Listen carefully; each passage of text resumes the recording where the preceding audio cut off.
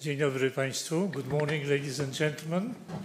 Welcome to the conference on the possible and, let me say, unwelcome shift towards the centralization of the European Union. That's the subject that we're going to discuss from various national perspectives. I will introduce the panelists shortly, but let me start by welcoming Prime Minister Morawiecki, and would you please say a few words to begin with.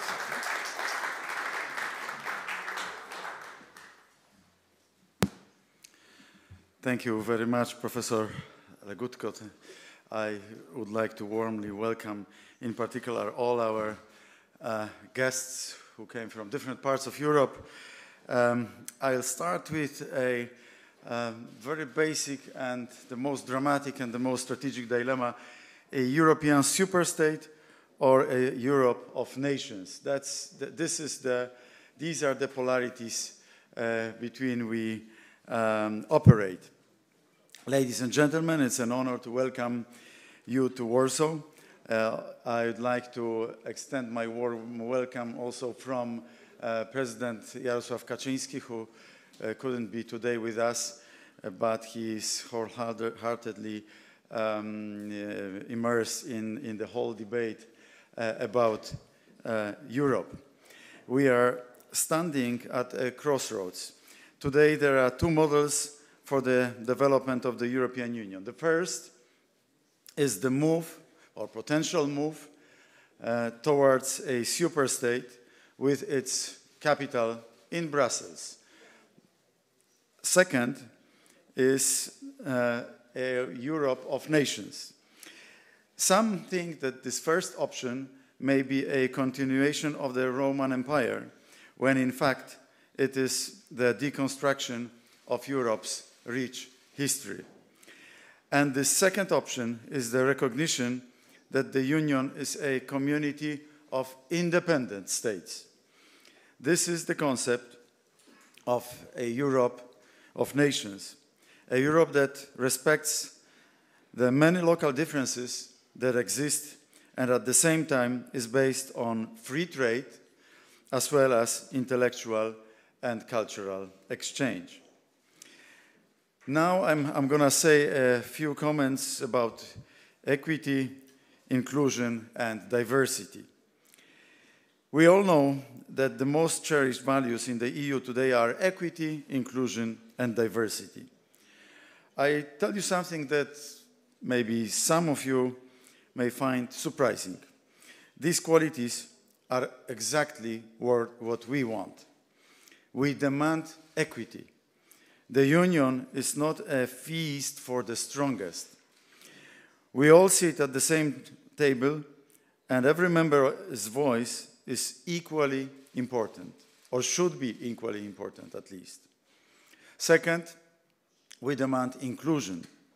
The Union should be open to every member country.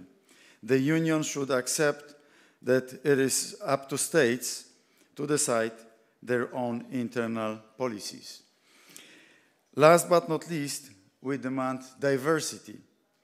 Each member state has its own unique culture and laws. Hundreds of years of history and tradition stand behind us.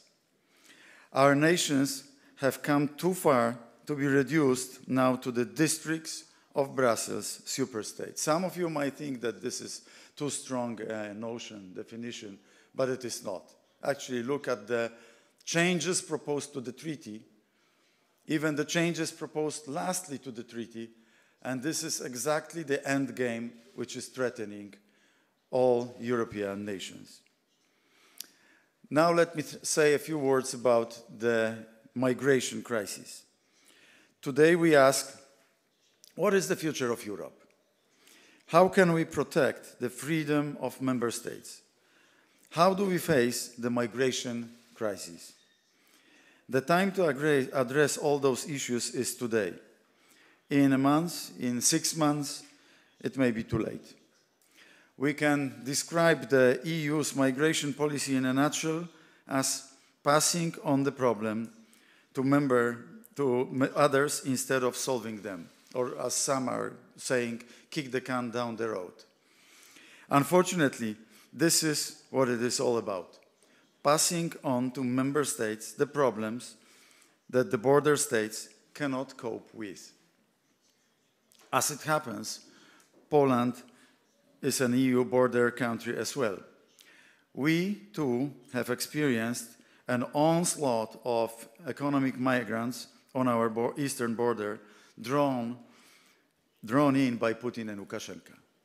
And they were all instrumentalized, coming from the Middle East, from Northern Africa, tens of thousands of those. We've built this physical barrier on our border with Belarus, and it proved to be a very effective tool to fend off, to block the wave of illegal migration. However, we were aware also that opening the border to these people would mean opening up a powerful new route for people smugglers. So not only that instrument in the hands of Lukashenko and Putin, but also an instrument in people smugglers. This is what is threatening Europe today. Opening the borders to illegal immigrants will turn Europe into a highway for smugglers. The relocation mechanism itself is eminently harmful. Firstly, because instead of a systemic solution to the problem, it creates an incentive for migrants to come to Europe in even greater numbers. Secondly, because it treats the migrants themselves as objects, as things that can be moved from place to place according to the policy of the European Commission. Now let me say a few words about the Migration Pact, which was recently adopted by the Council. The Pact on Migration has just been adopted at European level. Poland expressed its negative opinion to this, but it is too late because Prime Minister Tusk did not block it at the level of EU leaders as I did for months. Let me be very blunt. What happened yesterday, the theoretical negation by this government to the Migration Pact has no effect on what is going to happen with the Migration Pact. Because the only moment of blocking this was on the level of the European Council. This is where the leaders, prime ministers and presidents sit together, and during the month of June, July, August, September, November, October, November, I was blocking this. The moment the new government started its governing, they have actually agreed to the Migration Pact in December, silently agreed to the Migration Pact in December. So don't be misled with yesterday's comments made by this government about Migration Pact. So we have to ask, where is Tusk's famed effectiveness in the EU? After all, his party claimed in the election campaign that there would be no agreement to the Migration Pact. There is an agreement, de facto agreement on the Migration Pact. Until December 13th last year, I opposed the forced relocation mechanism at every European Council. My government built coalition in the Council formations to slow down the process on the harmful mechanism of the Migration Pact. Among other things, Tusk did not block the provision obliging Poland to prepare many thousands of places for relocation illegal migrants in centers governed by the Minister of Interior and Administration. Despite apparent declarations that my government's position would be upheld, instructions for Polish negotiators changed after the 13th of December, and we have documents, we have evidence for this. There were claims that Poland would be exempted from the forced relocation due to accepting millions of Ukrainian refugees. There were claims that Poland would be a beneficiary of new funds for migrants. This was not confirmed either by the regulations of the Pact of Migration or by the revision of the EU budget adopted a few days ago. So again, don't be misled by the recent communique made by the Minister responsible for European matters. My government would never have consented to such regulations that do not take Poland's interests into account. From the very beginning of the migration crisis, the intention of Poland and the V4 countries was to protect border security and to control immigration. This is still the case today. The EU migration policy can only be shaped by unanimity, and its instruments must be voluntary in line with international conventions. It is a critical mistake to give the European Commission full power over the relocation mechanism and the determination of the financial equivalents. What are the financial equivalents in reality? They are a penalty for refusing to accept illegal immigrants. You cannot force anyone to adopt European values. You cannot force anyone to adopt European values. That is why the forced relocation of illegal immigrants will harm Europe. Europe will only be a true home for those who share true European values. Ladies and gentlemen, Europe is our home. At home, above all, we should feel free and safe. That is what we want. But we also want an ambitious Europe, a Europe that is at the forefront of the technological and economic race. To fight for the highest global stakes, we must fight for Europe's identity. Our heritage is great. So is, I believe, our future. Thank you very much.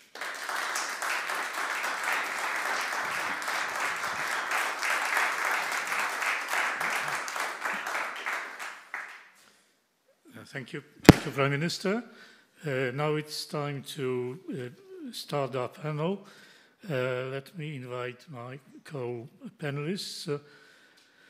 In the order of speaking, if you allow me, first Nicola Procaccini from Italy. Yeah, could you please? The co-chairman of the ECR group. Then Margarita de la Pisa from Spain.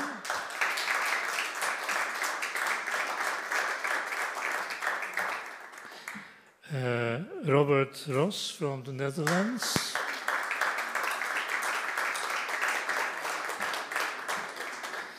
Jan Zahradil from the Czech Republic.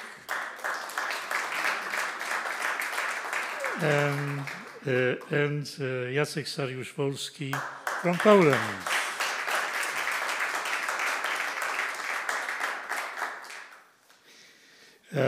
I will not pose a specific question.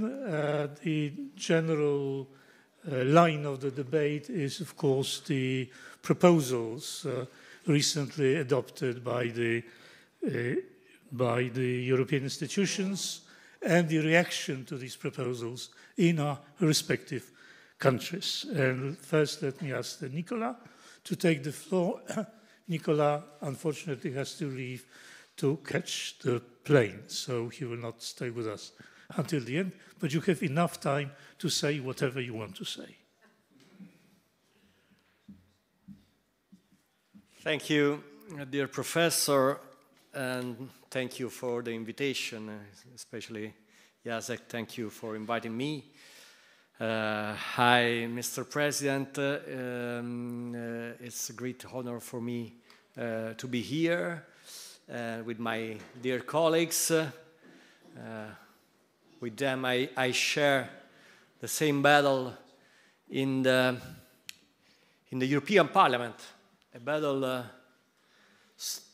stronger day by day, because not only because there are the European elections ahead of us in a few months, but also because it's a very dramatic battle about our future and even about our past. Let me say that we are the European Conservatives and Reformists group. We were born to reform Europe because, you know, for British impulse, we were thinking to change Europe in a direction that is exactly the opposite of the direction who others decided to move European Union. Maybe today we are the ones that not only want to conserve the European values, the cultural roots, the religious roots of Europe. We are also the one, for a strange fate, that now are the most engaged in the battle to conserve the original idea of Europe, to preserve the treaty. It's a strange fate, but this is the reality. We are the one who defend the Europe in the way it was founded. Which was this way? A confederal or a political organization, not a super state. You know, few months ago, I don't remember exactly when, but we have had a debate like this in Brussels. There was a debate, there was a votation about the Verhofstadt report. The Verhofstadt report is exactly the manifesto of the European superstate, of this federalism organization of European Union. And that debate was dramatic. We were against, someone else was in favor. The ones in favor won that votation, suddenly. Our group was a rock in that votation. Not all the groups was the same.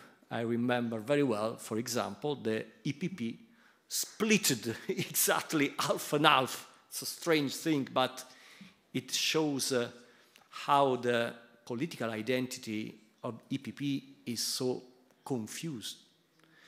And now, that report, that is not a law, but it's a trend, it's a manifesto. Now we are facing in the European elections, because the mother of the battles is exactly this. It's the battle among the ones who want a super state and the ones who want a community of sovereign states. But let me repeat again that the original idea was not a super state, was a community of sovereign states. So we are the one on the good side of story, of the past and of the future. Unfortunately,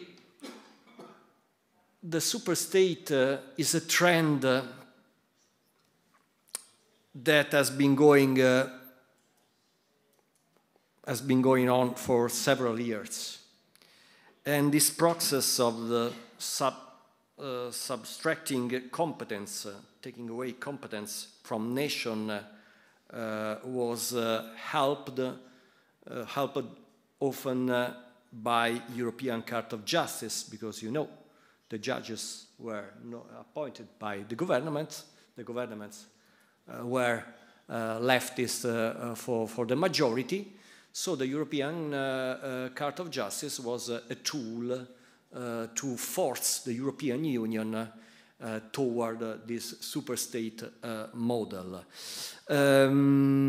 We are fighting. We are fighting against this model because we believe in a confederational, in a confederalist organizations. Let me explain that in a confederalist organizations, the nations are free and sovereign. They are united in an alliance that does few but important things. At the opposite, in a federalist organization, the nation simply do not exist and are reduced to administrative bodies.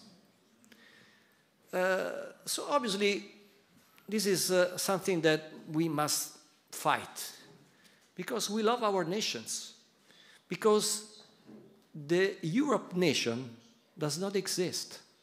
Exists a cultural root, exists a community of states, but not a nation. And during this electoral campaign for the European Parliament, you will hear the left, at not only the left, even some parties of the center, talk about the United States of Europe. It sounds good. It sounds strong. It sounds Hollywood. But it has a bad meaning, a very bad meaning. It means reducing Italy or Poland or Spain to the status of Alabama, of Canton Ticino in Switzerland, or I don't know, Bavaria in Germany. These are not nations. Alabama is not a nation, it's a state. Italy or Poland are nations. So I don't know if we will be able to explain exactly how crucial is the appointment with the date of 9 June. I don't know exactly when do you vote in Poland, but more or less the days are that. It's maybe the most crucial of our history, because the European citizens will have to decide which model they want to adopt. The superstate, and so the destroy of the nations, or a community of European nations. That confederal organism, that is the original idea of European Union, the one of the treaty in Rome of 52, the one of Charles de Gaulle, the one of Winston Churchill, the one of Margaret Thatcher, the one of many others, fathers of Europe. But it's not the idea of the ones who ruled the European Union in the last years. So we are against this attempt to take away competences from nations to give them to the European Union. We will defend not only our nation, we will defend even the original idea of Europe, of European Union. I don't know who will win, but I'm sure, thank you, but I'm sure that we will do our best to preserve the past and the futures of our citizens. So this is why, Jacek, I think this is a very important moment, this panel, this debate, this event. This is why I hope that in the next months we will discuss about this choice, because this is the choice. Obviously, inside the European elections we can discuss about everything, but at the top of the debate there's a choice between a superstate or a community of sovereign states. I'm sure that if we will be able to explain to our citizens how important is this choice, I think we will have an incredible result.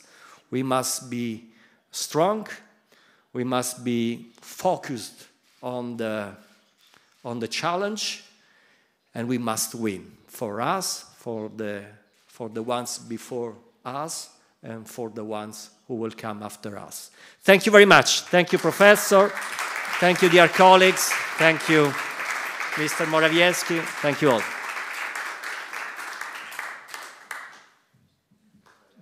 Yes, go ahead. Thank you, Nicola. Yes, ultimately the choice is between those who are in favor of sovereignty and those who are against sovereignty. It's remarkable, by the way, that the concept of sovereignty, which has had such a noble tradition, has fallen into disrepute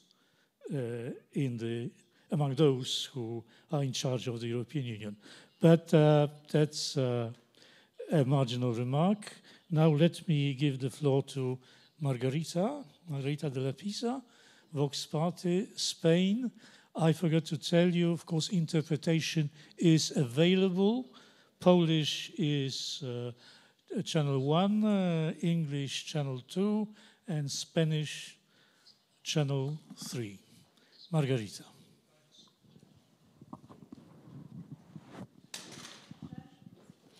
Sí, espero a que podáis tener la interpretación. I hope you can hear the interpretation, and I'm happy to be able to speak in my own language.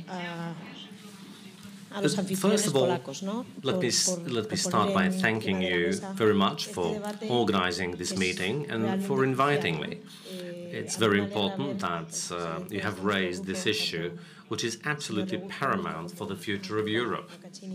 And I'm very happy to have a number of eminent people here who are members of our political group, Mr. Procaccini, Mr. Legutko.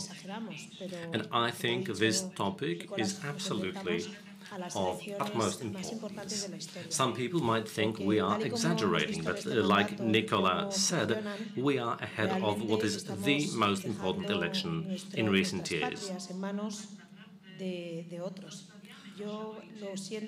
What is happening right now is that we are leaving our countries, our nation states, in the hands of others.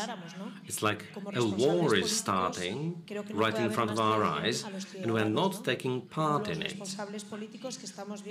If we want to be responsible politicians, this would be the biggest treason to let our nations fall into the hands of an organization that's not even properly planned out and organized. Now, the mandate that we have, and I'm actually one of the original MEPs. Let me tell you about everything that happened behind it. We had a conference on the future of Europe which had been pre-planned.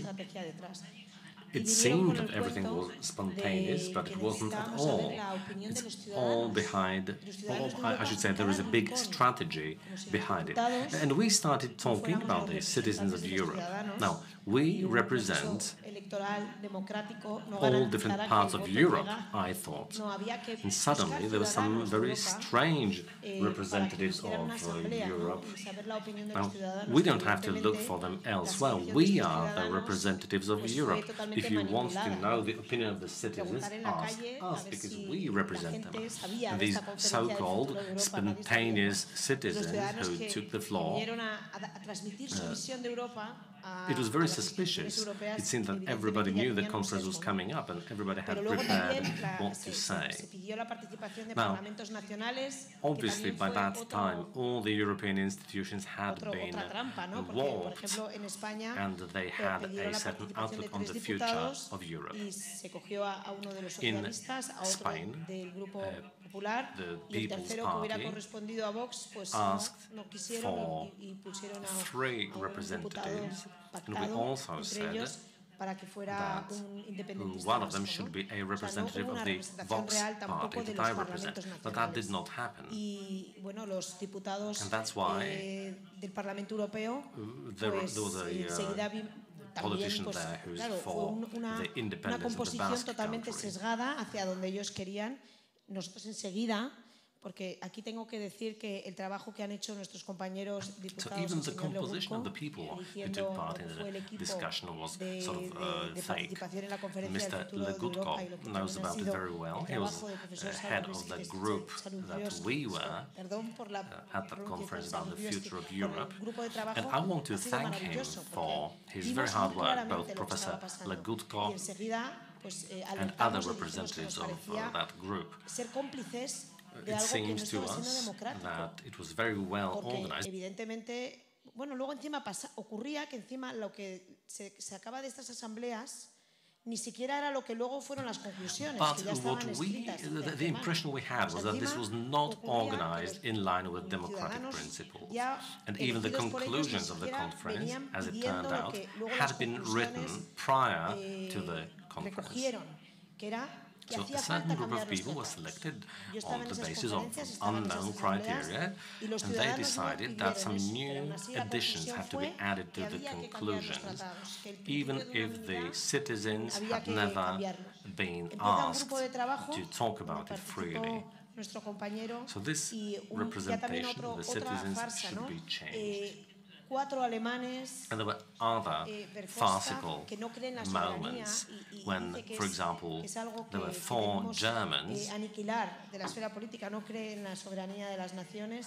mostly the MEPs, who don't believe in a Europe of sovereign states, and they were free to speak,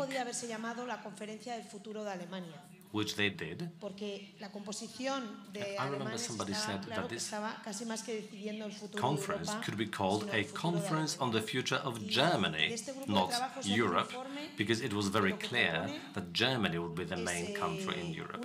So that working group developed a report that proposes a structure of power that sells our independence and hands it over into the hands of a superstate.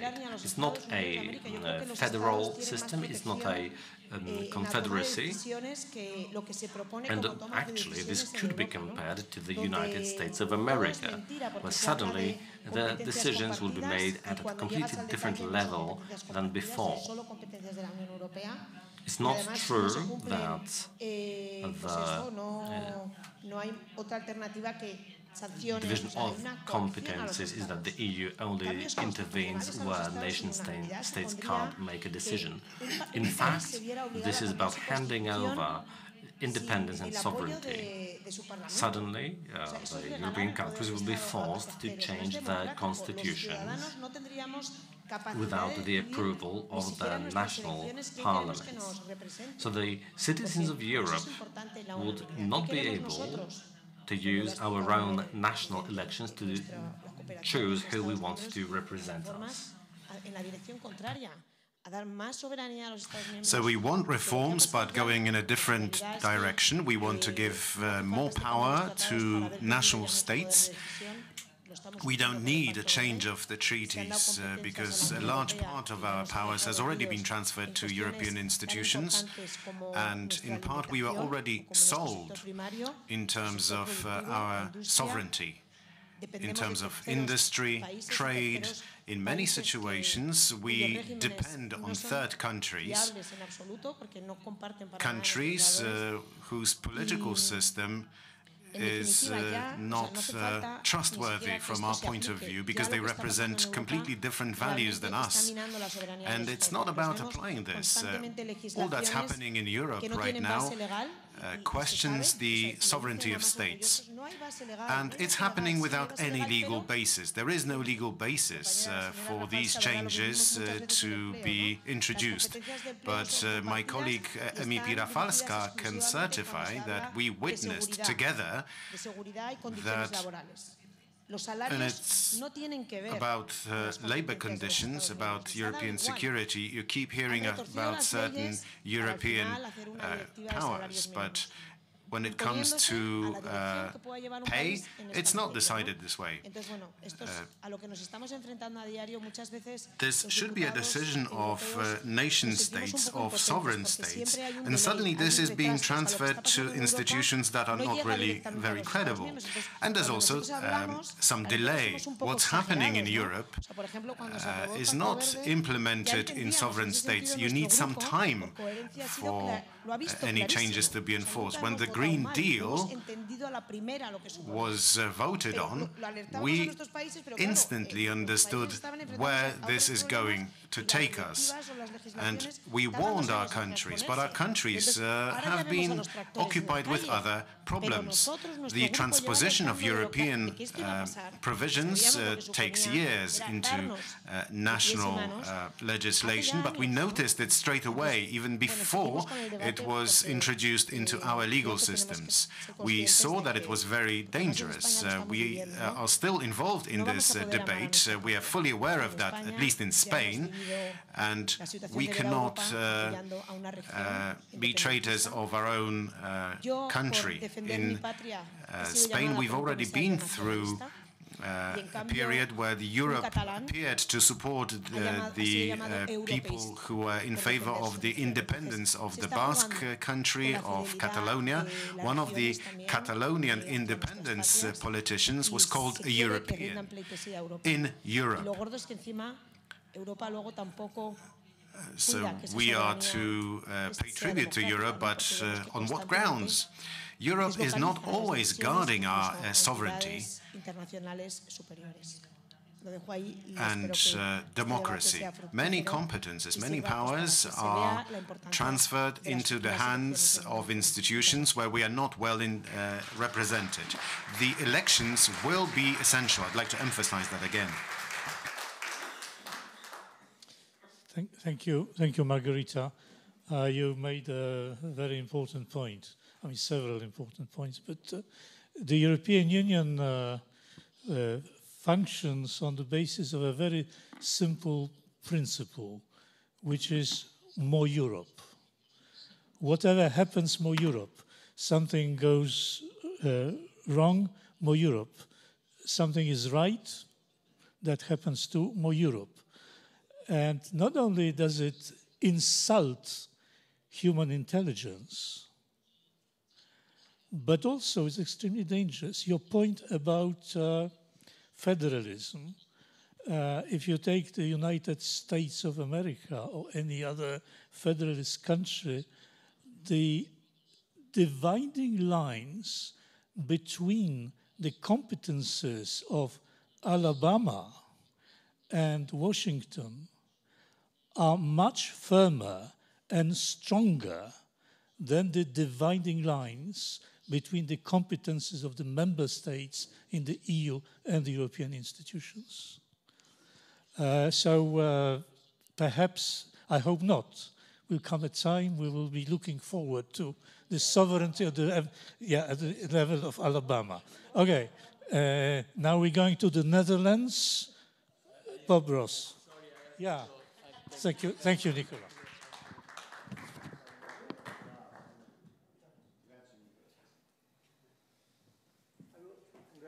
Yeah, sure.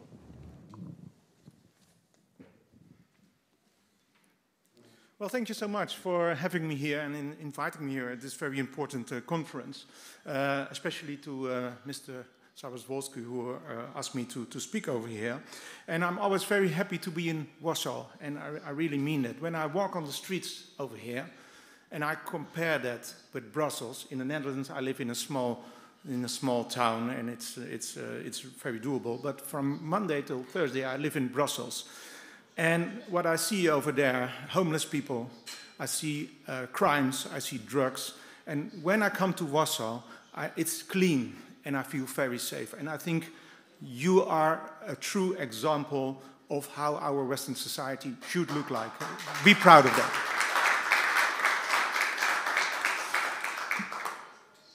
So I want to start with a question. Why was the EU funded?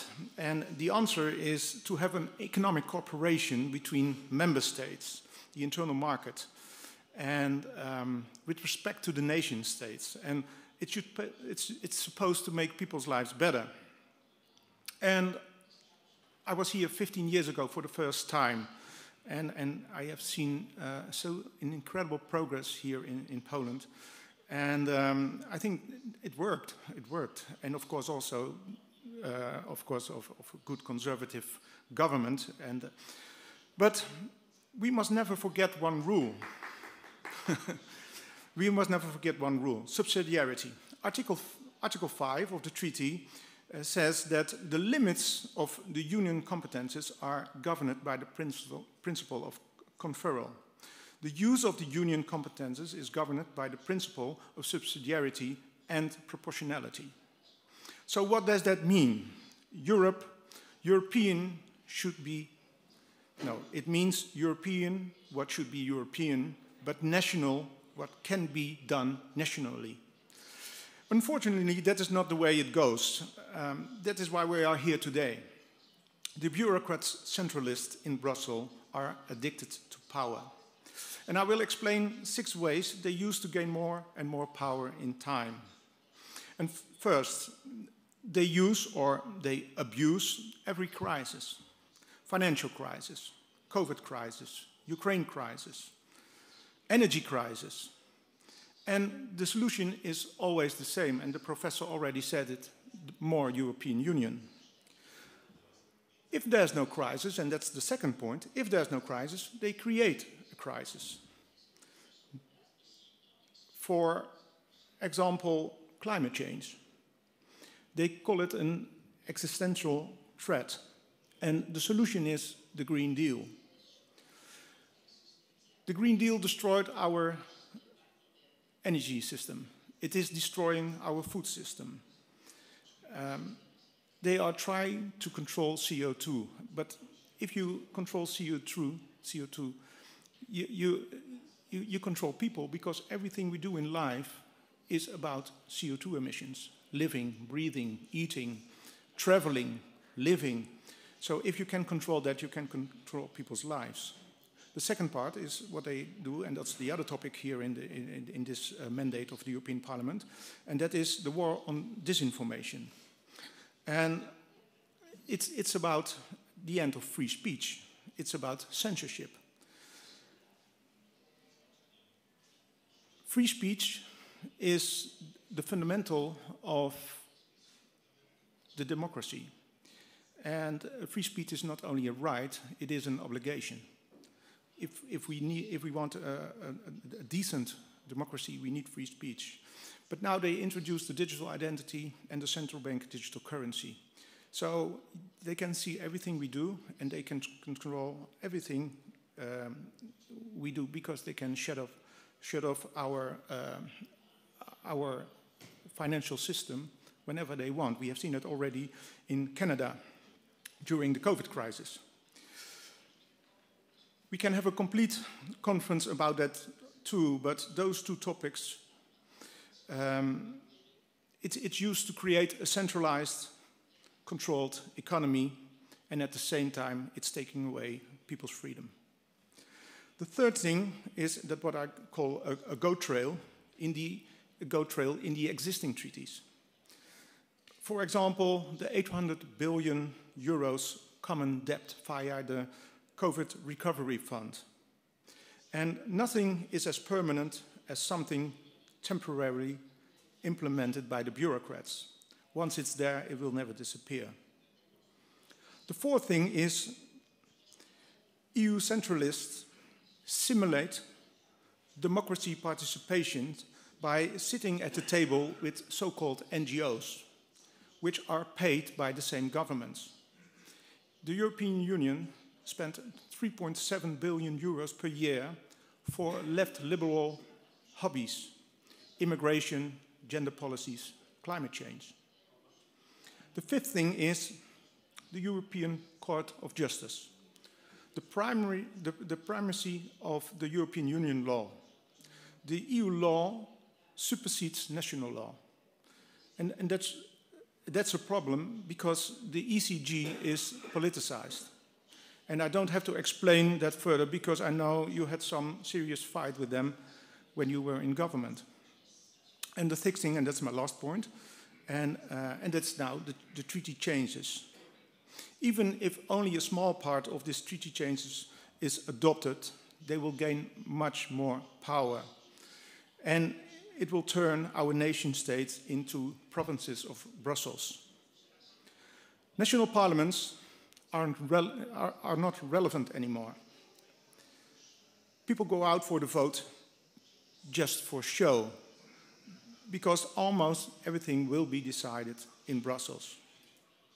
We are discussing the treaty changes here today, but what I have to explain is that we are facing a gigantic machine that is called the European Commission, where 35,000 civil servants working on a daily basis to an ever closer union, and they will use everything they can to reach that goal. We are heading to a big European superstate. They want to abolish the nation state because once that happens, they have complete control. We are heading to what I call a new kind of communism. And people from my country and also from the other Western countries will not recognize that because our generation was born in freedom. But you have seen communism and you were able to win that 30 years ago. But this is a new kind of communism. It's a communism of technocrats. Let's learn from the history. In the 1930s, Stalin declared the war on farmers. He took their land and millions of people died. They starved to death. In the 1960s, Mao did exactly the same. The Great Leap Forward. Also, over here, the farmers and the food system were attacked, and also millions of people died. But they gained control over all the people. So I come back to my first question. Is the EU making people's lives better now? I don't think so. We have 24 languages and 27 cultures, and that is what makes Europe so beautiful. We have a very rich history that we should be proud of, and as conservatives should do everything to conserve that. I come to my conclusion. Am I happy with the Lisbon Treaty? No. I think we already went too far giving away our national competences. And the funny thing is, our common friend, Frans Timmermans, agreed on that in 2013, when he was the Minister of Foreign Affairs. He took the initiative to investigate how to reverse EU power. But then, this is the document. This is really, and it is a big document, but with all proposals to reverse what happened already at that time. But then he went to the EU and he became one of the worst bureaucrats ever. The same happened with Guy Verhofstadt. He was pretty conservative too, and now he is the champion of the Conference of the Future of Europe. We should never give up the Lisbon Treaty unless we reverse the ever closer union and get more power back to the nation states, but it will be very difficult. The national parliaments should be the highest institution in our national states. We have EU elections in June, and we should get all the EU critical people to go out for the vote, because that is really the problem. Only the people who believe in an ever closer union go out to the vote, and what we see in the European Parliament, there is no real reflection of our society. 75% of the people is really in favor of an ever closer union, and we have only 25% of the people who are really have common sense. We should change that. It should be at least a reflection of our society. That means that we all. That means also that we really have to work together this time with the EU critical delegations. We don't have the luxury to be divided on other important topics. In the name of our children and grandchildren, the main goal must be to stop the globalists, to stop the wokists, and to make the nation state our priority by working together with all the conservatives in the European Parliament and the European Council. United, we must stand. Thank you so much.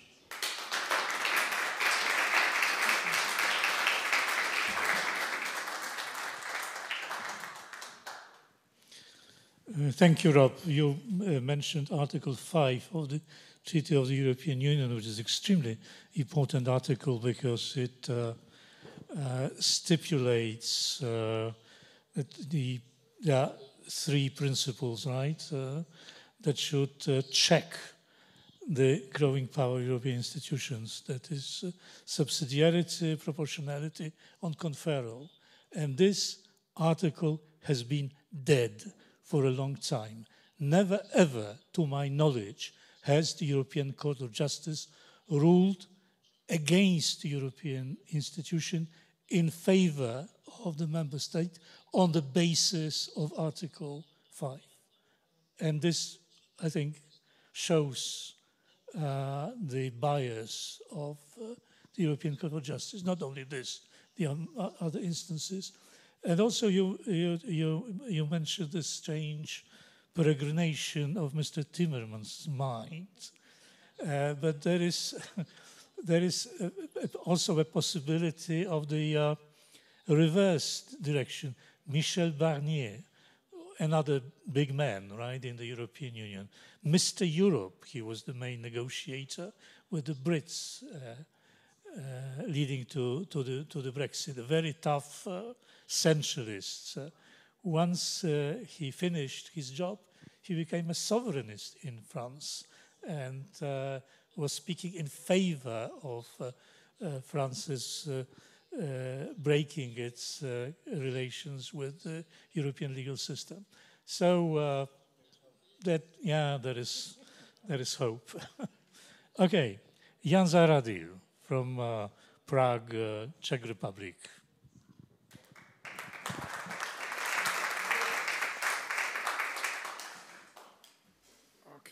Panie profesorze, panie premierze, panie Jacku, Professor, Prime Minister, Jacek, ladies and gentlemen. Now I switch to English. It seems to be a simple question with a simple answer.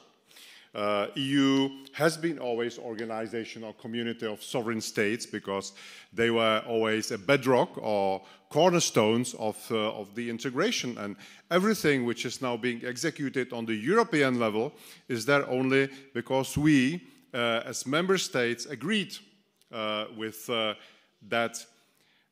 But, on the other hand, you have a very strong lobby that is trying to shift or to change this community of sovereign states into superstate, into one single superstate. That lobby sits in many European institutions. It's very strong, particularly in the European Parliament, and it's being fueled by Euro-federalist agenda. And if I may follow what Rob already said, They are very good in promoting that creeping shift of power upwards from national level to European level, step by step, treaty by treaty, slice by slice. It's kind of salami method since 1992. If you look at all those treaty changes, starting with the Maastricht Treaty to the current Lisbon Treaty, you could see, even physically, this salami method going on. And they are indeed very instrumental in using or misusing every crisis. There's a famous slogan which says, never waste a good crisis, and this might be a slogan of every federalist, because they do that for justifying their approach. Financial crisis. They used it for introducing banking and fiscal union, which de facto turned into a debt union. Migration crisis, they used for introducing common migration and asylum policy, which in fact is trying to deprive us from our very fundamental attribute of national sovereignty, and this is the right to decide who can come into my territory and who can live there and who cannot. So that is the final aim of this common migration and asylum policy. And even the climate crisis, or let's say climate change problem, has been misused for introducing a Green Deal, a pan-European, unprecedented pan-European exercise in social engineering that should change the very fundamentals of our national economies and therefore our ways of life as well. And last but not least, and I have to tell it now because I think that it's been pretty much overlooked until now, also Russian war on Ukraine is being misused as a last step for pursuing Euro-federalist agenda. And please let me make 2 points which I believe are very fundamental for this particular issue. There are 2 points of concern for me. We can hear that we need EU unity without any exceptions to face Russia, to tackle Putin, to fight them, to curb them. That's true. This is right in principle. But unfortunately, this is not right in the methods being proposed by Euro-federalists, because such European unity must grow up from our common awareness, from our feeling that we have a common enemy, and cannot be derived from arbitrary change of decision-making technology, which is exactly what Euro-federalists are planning and are doing by proposing removal of national veto and replacing that by qualified majority vote. If that happens, it will have profound consequences that will go far beyond Ukraine war, and that will probably influence a lot of other agendas as well. Yes, we have to be united, and we are for European unity vis-à-vis Putin, but not for this price. We can hear, remarks like, look at Orban, he's blocking everything, he is blackmailing us, and so on and so on. Yeah, maybe you might not like Orban, but you cannot sacrifice one of our very fundamental rights, one of very pillars of state sovereignty, which is the right to execute national veto, just to squeeze one state or one government, because if it happens to one state and one government in one particular agenda, it could happen to every and each of us in some other agenda. There will be, we know that we are not living in the world that we probably were used to some 25 years ago. This world is not anymore unipolar, it's not even bipolar, it's multipolar. So we will be facing a lot of questions, a lot of debates in upcoming future, questions about our common defense capabilities, industries and productions, even maybe some debate about EU branch of armed forces, hopefully complementary to NATO. Also, even strategic autonomy could be debated. because if we look at the development in the United States, we have to admit ourselves that US are and will not be probably that much interested in European issues and in pursuing transatlantic agenda like it used to be and like we were used to.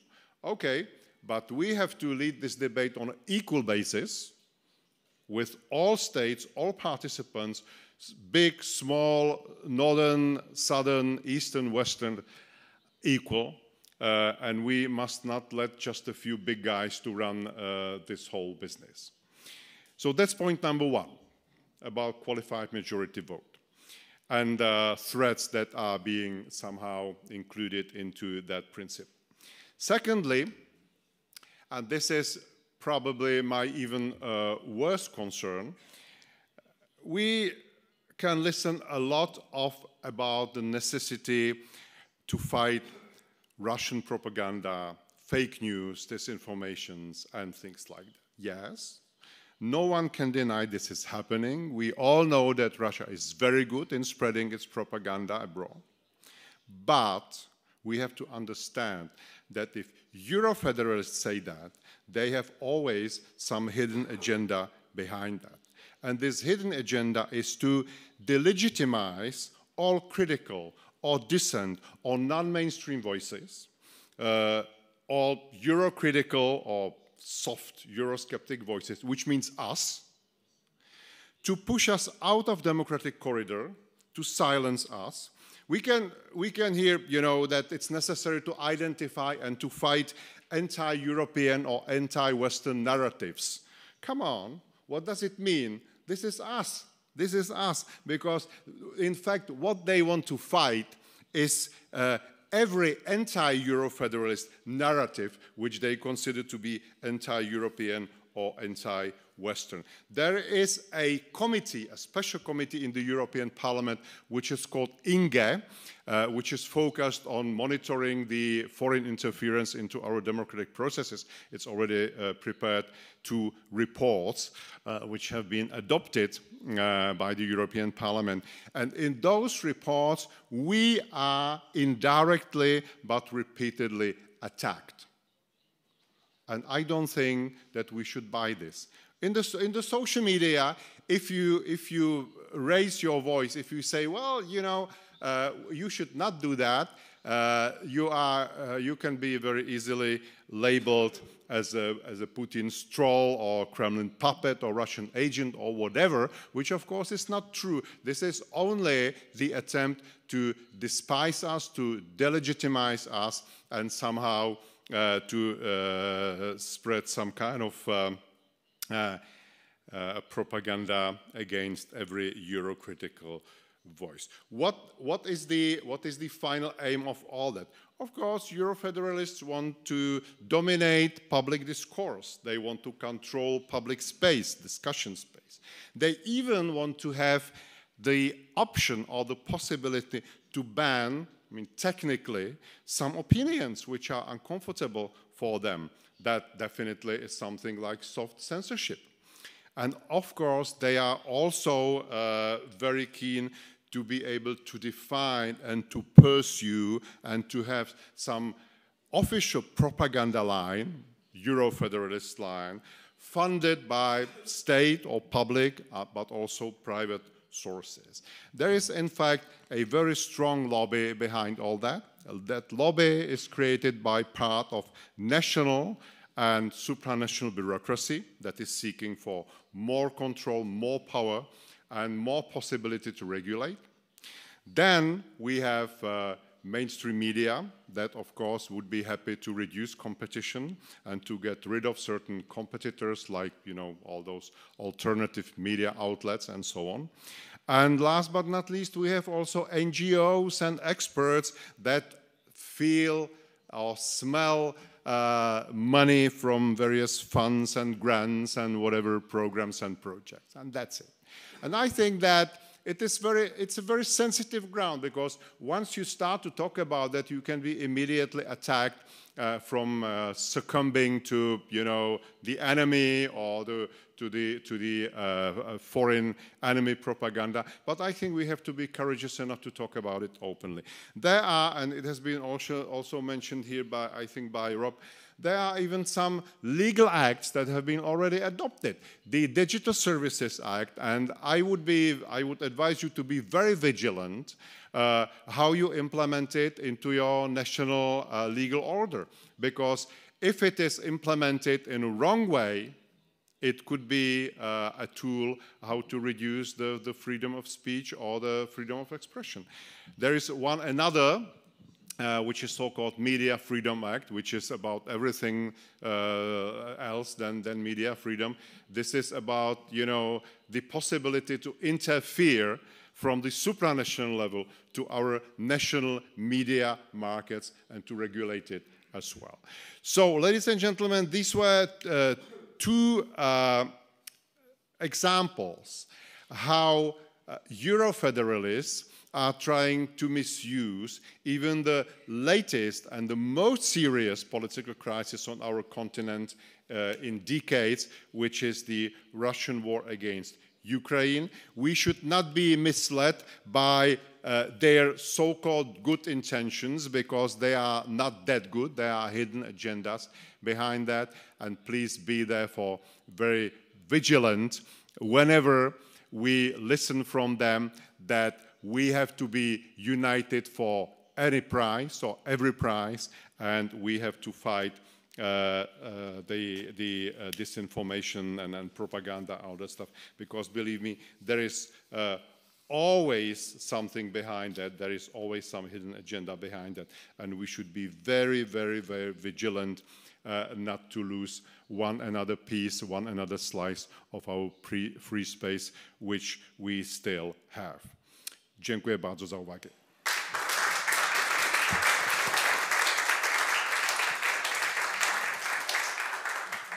Dziękuję. Thank you. Yes, the question of monopoly is extremely important. A political monopoly that has grown in Europe, the mainstream parties with predictable consequences. The outcome of it is that those who are in charge of the European Union are organically or have become organically unable to accept that somebody might have an opinion that is different than their own. I mean, they act in irritation whenever they meet somebody who has a different opinion. And it's not only a question of opinion, it's also a question of certain regulations or practices. The institution of cordon sanitaire.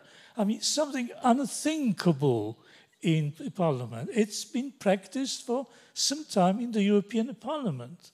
When we are dismayed by the outrageous action of the Poland's current government against the opposition, I mean, come on, that's nothing new. I mean, that comes from the European Union. That's the way.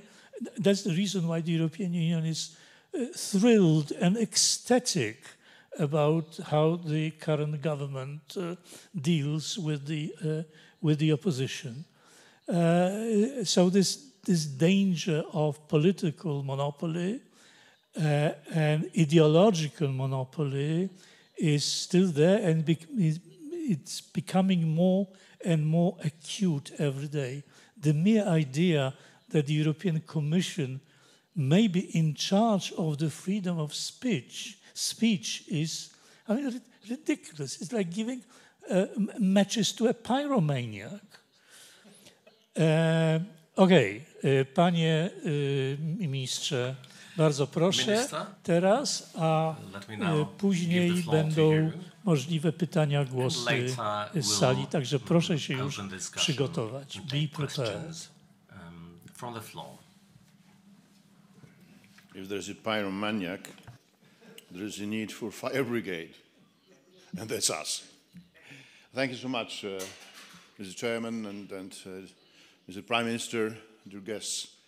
I want to touch upon 4 issues. First, what is the plan? The plan of those about whom we speak here. Second, what is the choice? I will refer here to those 2 visions which Prime Minister Morawiecki in his opening mentioned. Then my point 3 will be to debunk, to demystify 3 falsifications, 3 myths about democracy, federalism and enlargement. And then point number 4, the old question, what to do? Что делать?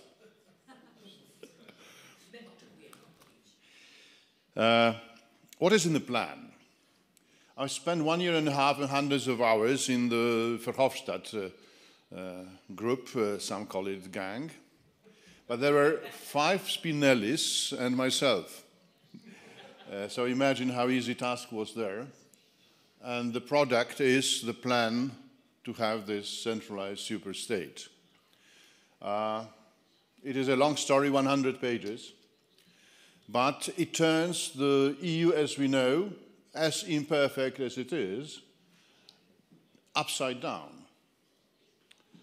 It makes of EU tries to make, proposes to make a state and proposes member states to be reduced to the role of lender, regions, voivodeships in the Polish case. It is a new treaty. If you read the document, and it is in all the official languages of the EU now accessible on the website of the European Parliament, you can read that it is de facto a new treaty.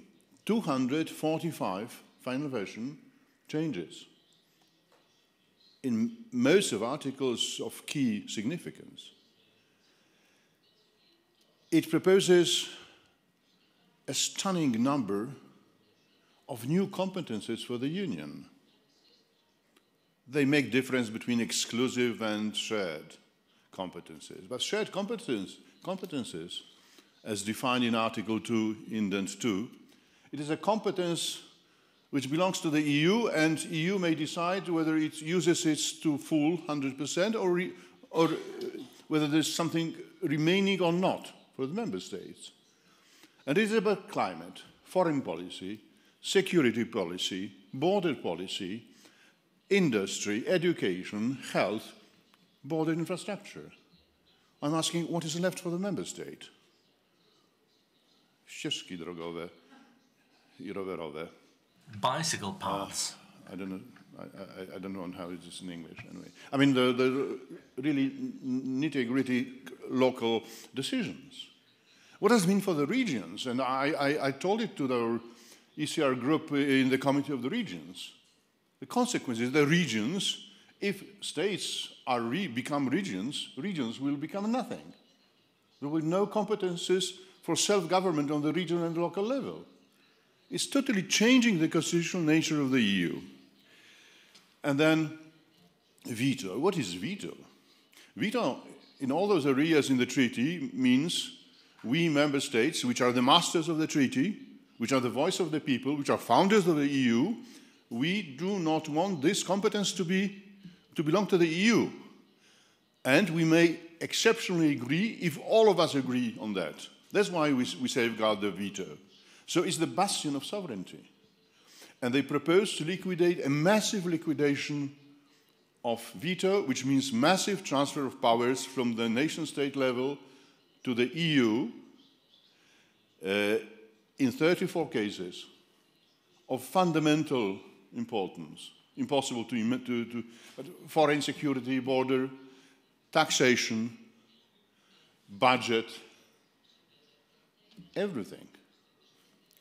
So this is really a qualitative change and not quantitative. It's not 245 amendments. It's not 8 new competences for the Union, remaining few for member states. It's not 34 vetoes eliminated, but it is a new construct.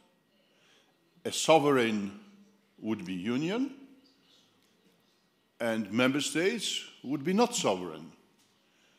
Today, the quoted Article 5 sets the limits of the competences of the Union.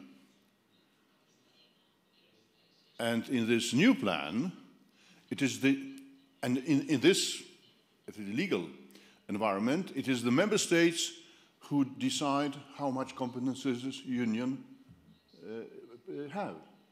It's so-called deferral principle. But now, Union would decide what competences remain in the hands of the member states. So upside down. A sovereign and non-sovereign vassals. So qualitative change.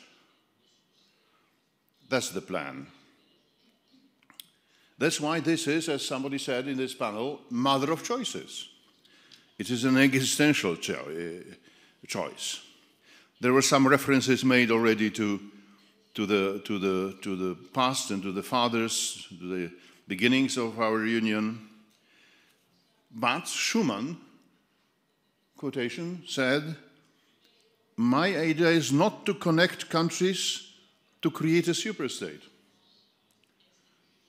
Spinelli, and 5 of the 6 of Verhofstadt group were Spinellis, from the left to the EPP, said, "My aim is to liquidate member states, to liquidate nation states." And many of you, my colleagues, you said, starting with Nicola Procaccini, how important nation state is as a fundament and pillar of democracy and rights of citizens. So what is being proposed to build? An oligarchic centralized superstate where governs the principle of institutional, legal, and financial violence, object of which was the government of Prime Minister Morawiecki, when illegally, unlawfully they blocked the funds and exerted unlawful pressure on our country. But they did it to others, to Hungary, but they do it to Italy, and will do to others. So it is a new construct. Sovereign, suzerain, and vassals, to use feudal terminology. Center and peripheries, to use economic development theories. And the methods is a logic of force, logic of coercion. And that would need, and I advise you to read the 10 arguments why such a superstate would become an authoritarian superstate. I can't resume that. It's an article by Dariusz Lipiński in Wszystko co najważniejsze. But if something is being done against the will of the people and nations, it must be authoritarian. It must use enforcement. I remember a union or community when there was no such a language like enforcement. Now when you read the community EU texts in several years, enforcement is the king of fair phrases and words. They want to enforce everything. What does it mean enforce? To do something against somebody's will. That's why it leads to authoritarian rule in such a construct as superstate. I'll just mention that if it is needed by some of our political opponents, is because behind there is even a bigger mega plan. It's a geopolitical project of European superstate of imperial nature in close alliance and collaboration with Asian power, which is Putin's Russia. And this plan is called From Lisbon to Vladivostok. For that reason, they have to abolish the sovereignty of member states to do it and to plot this Eurasian geopolitical space without agreement of the nation states of today's EU. And that plan is to have Russia in, America out, and Germany up.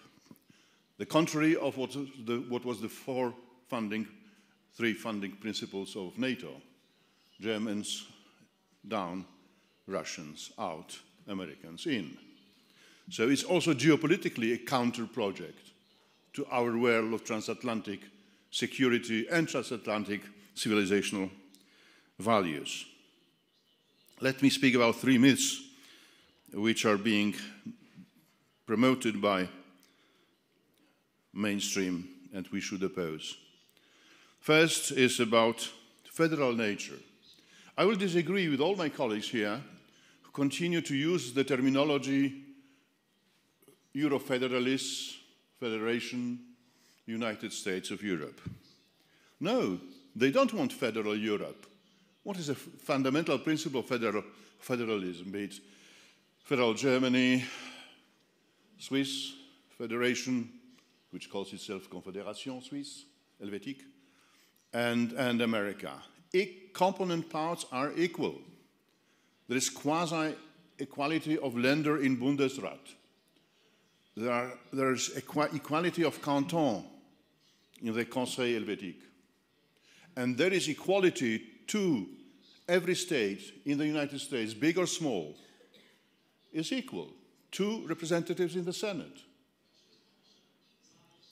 In EU, we already have the anti-federal principle. The bigger your population is, the more weight you have. This is called double majority voting system. It's fundamentally anti-federal. They use this term federal because it sounds nice. It has positive connotations. No, it is a centralized superstate. It is not a federation. Imagine, and if one tries to explain to Americans that it is not United States of Europe modeled on the United States of America. Imagine United States governed by New York State, Texas State, and California. 3 biggest states and others having nothing to say. In EU, if you take Germany, France, Italy, and Spain, 57% of population, all the 23 other member states have nothing to say. They're outvoted immediately because, I mean, the number of states to co-opt, easy in this clientelistic union mechanism. So it is not a federal project. What does it resemble? I'm not a historian, but some say that it resembles Second Reich, Cesarstwo Niemieckie, German Empire of 1871, when all the small principautés, principalities, merged, but the master was Prussia, and that was Bismarck. And that's what Germans want and what French blindly support and others blindly follow. Non-democratic, by the way. So don't be seduced by this term federalist and switch to the proper terminology. They're centralizers and superstatists. And to use the old terminology, imperialists, in fact. Second, it brings more democracy. Oh my God. All that they did by manipulating the continental future of Europe, as has shown to us Madame, the Vox representative de la Pisa. It is a total Potemkin village, the conference, a staged thing without true citizens' voice. It is undemocratic because of the content, I'll explain briefly, and it is anti-democratic because of its form. In terms of content, because they move there's a massive move and transfer of power, of competence and power to the EU level, where there's weak democracy, to say the least, and where there's a huge deficit of democracy, where every political scientist agrees, and there are kilometers of bookshelves on that. And we know how weak is democracy and our parliamentary control over the Commission and how self-governing is the bureaucracy or oligarchic structures of the EU. So, taking away from member states decisions where democracy functions, emptying their competences, and putting at the level where there's no democracy, no democratic accountability, no control, and then oligarchy can do whatever they want. Globalists, regional, whatever. And then question arises, why to elect national governments if their competences would be region-like at the best? They would be emptied. As Prime Minister of such a government, you would be rather a voivod, Prime Minister Morawiecki, than a Prime Minister in the sense of the Polish Constitution. All those, but it was already mentioned, means a flagrant violation of the principle of subsidiarity, principality, proportionality, and the third principle, which is often forgotten, proximity, Article 10. We have to be close to the citizens. Proximity principle, rarely evoked.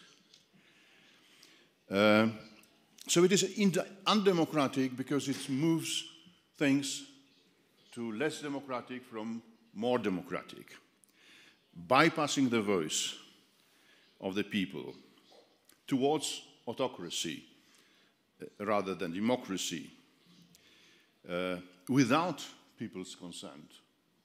It's kind of a political rape without consent.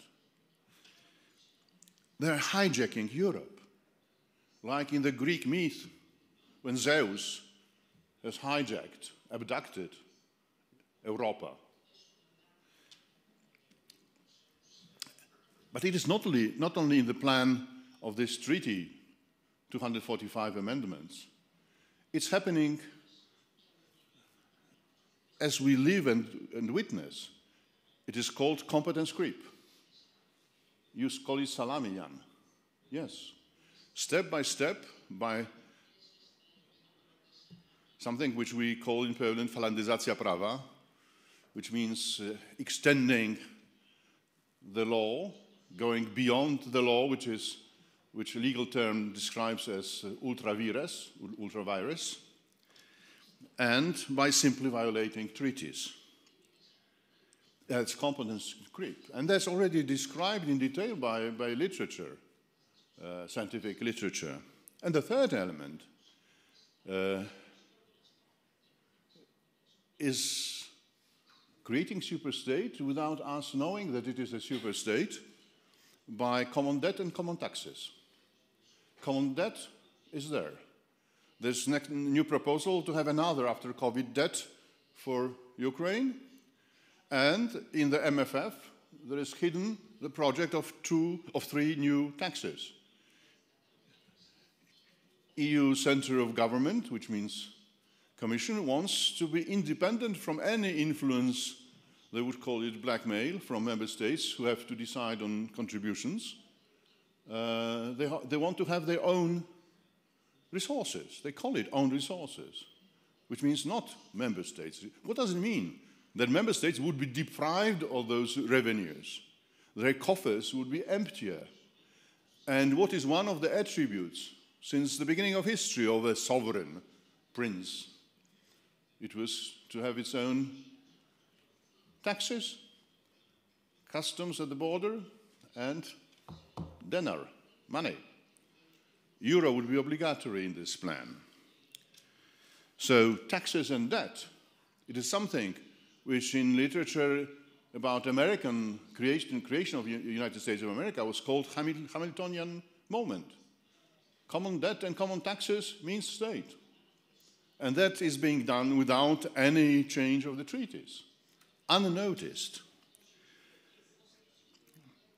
and hidden from the people. And the third myth, we needed to do what we should do towards our eastern neighbors, Ukraine. Enlargement necessitates this deeper union, as they call it. The vast academic empirical research, and we have 9 or 11 authors' serious published analysis. Every enlargement, from the 6 members of the European Community until the Big Bang enlargement in 2004, accelerated decision-making process, facilitated, never hampered, never slowed down. It is even confirmed in the working paper by the Secretariat of the Council. To the contrary, in many cases, enlargements accelerated and brought about improvement in decision-making. So this is huge fake. We need to centralize. We need to have a superstate to be able to welcome Ukraine. And the scientific literature on this subject goes further. If you want to enlarge, not expand, some use this unfortunate term, expansion, we need to decentralize, not centralize. What we would propose to reverse, it was Procaccini who has, no, it was you, yes, this document of young Timmermans, to reverse the changes, to repatriate. What does Article 48 of the treaty says? You may change the treaty in order to increase or decrease the competences of the Union. Never happened and never was considered or studied. But there are many competences which should not be there, because they would be better, according to the definition of subsidiarity, implemented on the national level than transferred to the EU level. So there's factually wrong and politically biased thesis that enlargement necessitates deepening. No, enlargement necessitates decentralization, repatriation, and in a way to do something, sorry for quoting Jean-Claude Juncker, who said at the beginning of his term, EU should be big on big things and small on small things. Should be doing only what others, which mean member states, cannot separately do. Now EU is grabbing more and more power to the detriment of its efficiency, to the detriment of the nation states, to the detriment of the citizens' rights. That's why it's a totally fake argument, and now we will be voting, I think, next Strasbourg, the Austrevicius report on enlargement and reform of the Union. And I've been shouting and crying, saying, take into account this empirical, scientific, unquestioned study and conclusion that there is no necessity to deepen. And they are politically deaf and blind. They don't want to admit. They don't want to admit because they want to have an empire. And they are just using, as somebody said here, war, Ukraine or any other crisis, to grab more power, necessary or not necessary. There are areas, yes, but not those which they propose. And the final argument is that while proposing to eliminate 34 most important vetoes on foreign security, defense, everywhere, the decision to enlarge remains with a veto. So they say, we want to enlarge, to reform, to be able to enlarge. For that reason, we want to eliminate vetoes, but we do not eliminate veto on enlargement, because the big boys want to be able at the last moment to stop Ukraine, which is the hidden plan. Hypocrisy to the highest degree. And now conclusions, what to do. First of all, we should have proper diagnosis of what is happening. It's not federal, it's not democratic, it is imperial superstate project, not in the interest of nations of EU of today. It's a creeping coup, constitutional one, And we have, as many at this rostrum said, we are the defenders of EU. We are the defenders of Schumann's Europe. We are the defenders, however strange it may sound, with all the criticism we may have about the Lisbon Treaty. We are defenders of Lisbon Treaty.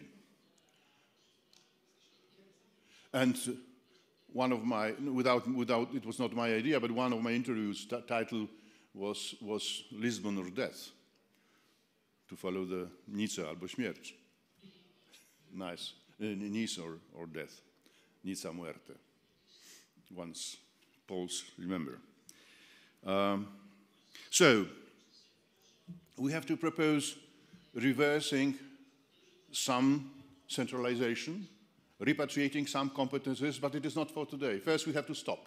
We have to stop this mega plan, harmful, detrimental, of existential importance plan to take away, to liquidate EU, in fact, and to replace it with a superstate, imperial superstate in the hands of 2-3 big states and oligarchic mainstream structures. I proposed, but it was during the works on this new treaty, to create a subsidiarity chamber in the European Court of Justice to check whether principles of subsidiarity and proportionality is rejected. They don't want, they were so honest, they say, no, we don't want, there is unfortunately subsidiarity in the treaty, but we are not going to practice it. Yes, there is Article 5, but we are not going to practice. They were so frank. I propose a red card, that 50% of national parliaments can stop any legislation proposed by Brussels. No. So we have to defend, to defend and try to save EU as a community of sovereign states, united in diversity, Schumann's Europe, against the hijacking by the centralist ideology. To defend EU and treaties against abduction, to restore subsidiarity and proportionality as enshrined in the Article 5 of the treaty, to restore the consensus-building community and move away from the community which is being born in front of our eyes into a punitive, coercive community, no longer community, empire. Everybody is in quarrel, some quarrel. Most, or big amount of member states are punished or stigmatized by Brussels. And when Poland was first, and others thought, no, it's them, it will not be us. But they're coming now for Greece, they're coming for Spain, they will come for every member state if we allow this to continue. And to end, once EU got Nobel Prize for Peace, it was said that it is a peace project. We are somehow believing or even repeating without much criticism this main narrative of mainstream, of everybody in manuals. We teach EU, our community integration, was created to have peace in Europe after the Second World War. But listen to Timothy Snyder, Harvard lecturer. He says, no. After the Second World War, the losers or half-losers, they were not peaceful. They made their wars in Algeria. They made their wars in Indochina. And then after failing as empires, they wanted to remain imperial after the Second World War. And this is not a peace project, it is a post-colonial project. That's the message from Tim Snyder. And why it's useful to evoke it now? Because it re-becomes a colonial project. The center, hegemon, oligarchy, wants to colonialize others which are not equal, which are supposed to be not equal, like in this Orwellian equal and more and less, those who are equal and those who are less equal than others. So we have to say no to this imperial project, to the superstate, and at the end of the road, to defend those who are electing us, citizens.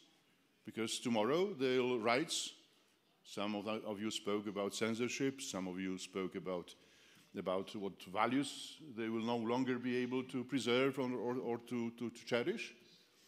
They will be deprived without knowing it, because all that is happening in the mediatic and societal silence. We have to break this silence, and this is the message. And as said Prime Minister Morawiecki, this is the most important thing to fight before the European elections of June 2024. Thank you for your attention.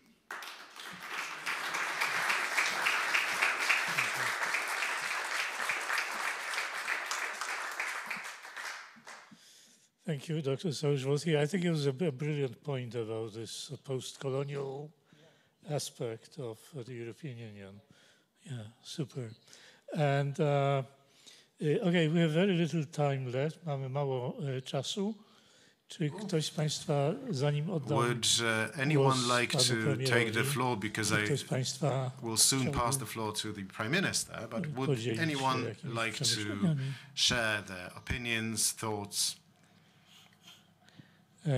If not, no. Last chance. Going, gone. Okay, proszę bardzo.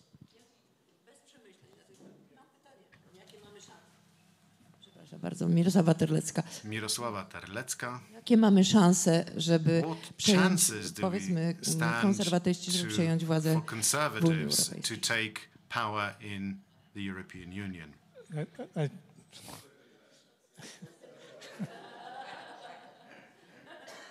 In the sense of having the absolute majority, very, very small, to say the least. But yeah, the first step would be a blocking minority. Proszę bardzo.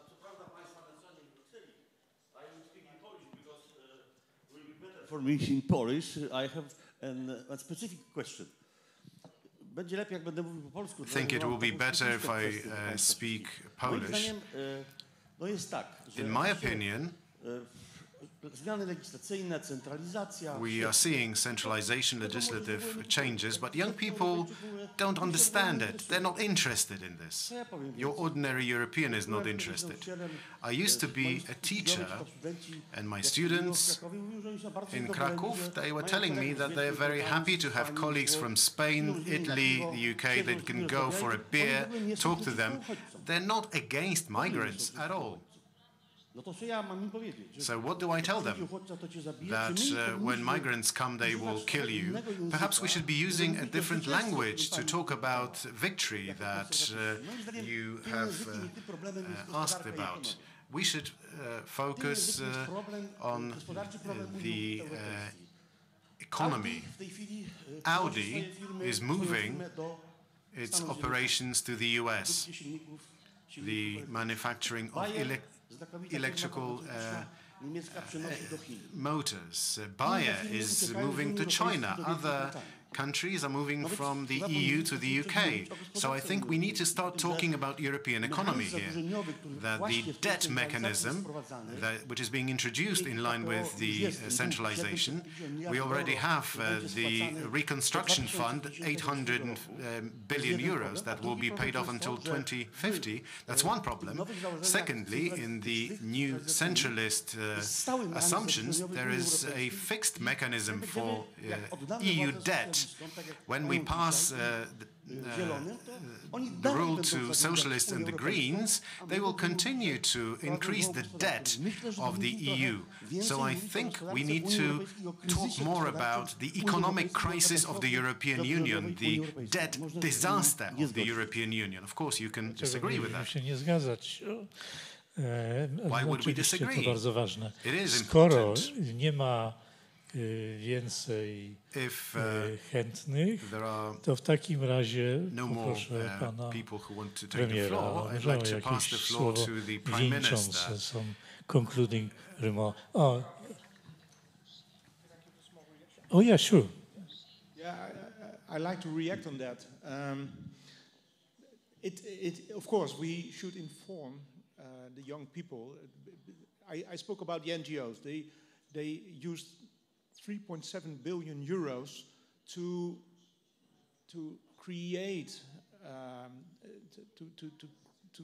to crawl in young people's minds and to teach them a certain narrative. What we see now is that, for example, in my country, the people are living at home till 30 years of age because they have no houses anymore because of all this migration and all this nitrogen problems. We cannot build houses and people are coming in so much that we cannot give our own young people houses anymore and they cannot start a family, so it's really a big problem. And of course, this 800 billion euros, we have to pay that back from 2028 till 2058. So these people, the Commission, they created this debt, and our children have to pay for that. Of course, we should inform them. But I made the same mistake. We, as conservatives or traditional of classic liberals, we always said, let us do the economy. But we made a huge mistake. We gave culture and education to the left. And this is how they transform people. Culture is very important. You see, they're watching Netflix.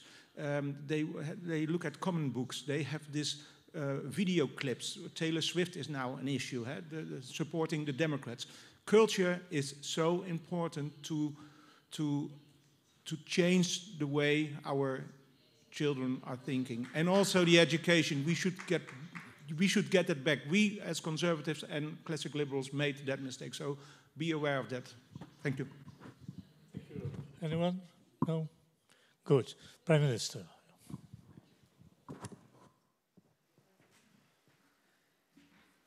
Thank you very much, really, to all the speakers. This was an excellent debate, and I would like to make only a couple of comments. One is very general. In my view, banging our head against this brick wall makes sense. Even if today it doesn't look like this, even if today, also, as Rob said, this huge money to NGOs making our work much, much harder, I think that this very message, which you have excellently presented here, will permeate down to different societies all across Europe, sooner or later. I hope sooner, and it's not going to be too late, but it makes sense, all those conferences, all your voices, you're presenting this in a very clear way, and you should do this every day, again and again, banging this brick wall with your heads. You have fantastic heads.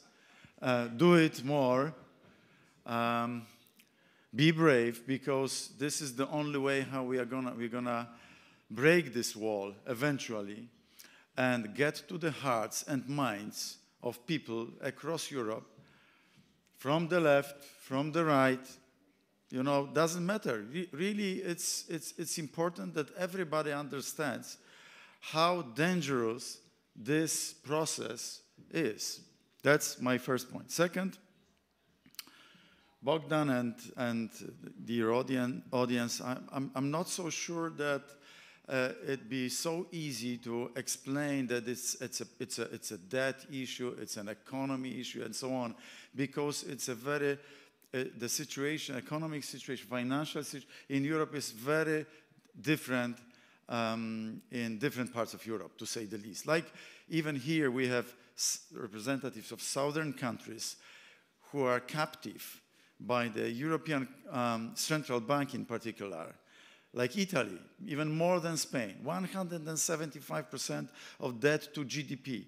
They have to issue 35 to 40 billion approximately, or these are the data from at least 12 months ago, which I have in my head, of debt every month, and without an anchor buyer, without a purchase of 5 to 10 billion of those bonds, Italian bonds, by European Central Bank, they are how to say it mildly, close to bankruptcy.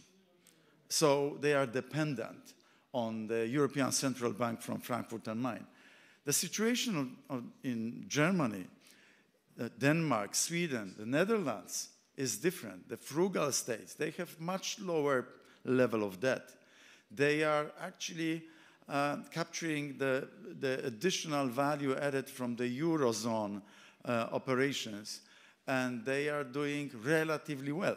If you compare the GDP growth in Italy for the last 25 years, since the inception of Euro, and compare it to the Netherlands, to the growth in Germany, Denmark, it's a huge gap, huge gap. So it's not so easy to say. And by the way, the United States have much higher debt than Germany, even France, even Spain. Spain is around 100%. The United States is around 110%. I know, I said about southern states. So that's not so easy to explain it from through the economy stupid type of approach. It's much more ideological, it's much more related to the system as such operating in Europe. And my third comment is about the treaty changes which were presented excellently by you, all of you. I think we have to be very loud and very down to earth here. Exactly to your comment, Bogdan, people do not understand those changes. We have to translate them into day-to-day language of villages in Podkarpacie, in Lower Silesia, or Mazovia region, or any other region, Andalusia, Cantabria, Calabria, and all the other regions, and villages, and of course Prague and smaller villages in the Czech Republic. Because this is the only way how those people gonna understand that there is something rotten in the state of Denmark. This is not going in the right direction. It's better to stay with Lisbon, as Jacek was saying, Lisbon or death, rather than making further progress with this ideological. But we have to learn, and I have to learn, how to better explain it to the people of Lubartów, where I go tomorrow next to Lublin, a little Polish town. What does it mean for them, really? And that's my obligation. I'll try to be better in explaining this. I would like to ask all of you to do the same in all the countries. Because at the end of the day, I'm hopeful and I'm cautiously optimistic. This is such an ideological and bad project for Europe, a dangerous project for Europe that it's not gonna succeed.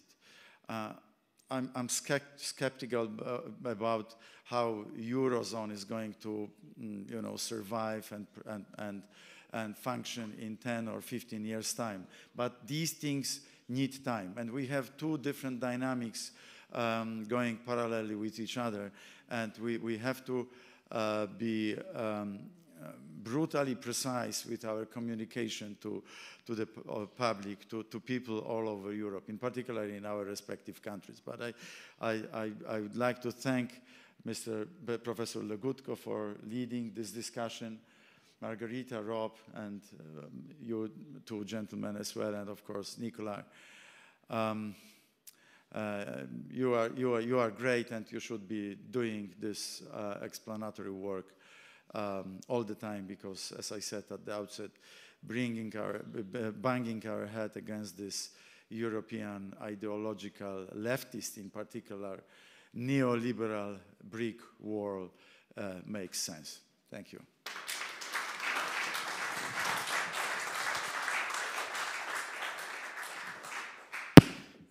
Thank you, Prime Minister. Thank you, ladies and gentlemen.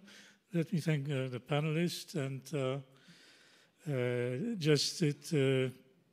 it is for me to inform you that the process of banging our heads against the wall will continue, because we'll have series of conferences in the near future in various countries, hopefully in Spain, the Netherlands, and we are, in other words, we are everywhere, and we will not give up. Thank you so much.